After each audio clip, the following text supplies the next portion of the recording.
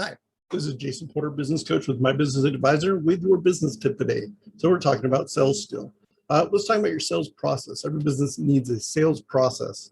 We've talked about some of the systems I like using, but you don't have to get complex, but you do have to have a sales process.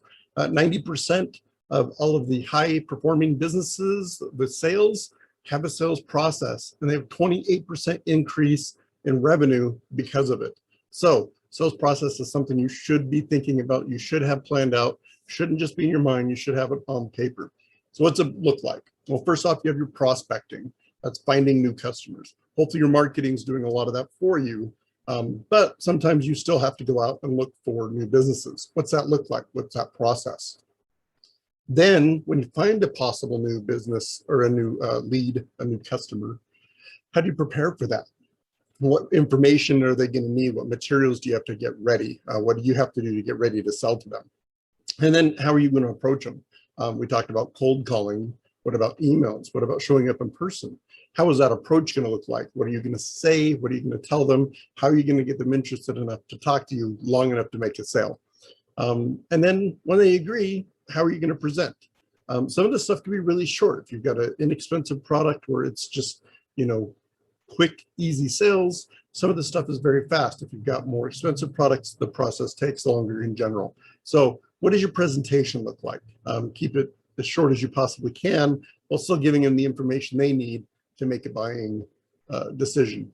And the next is objection handling. This is one that's missed by a lot of people. Super important. You should know how to handle just about any objection you run into. You're going to have the same ones that repeat often. So make sure you know how to handle those, what to say about it, what to do about it.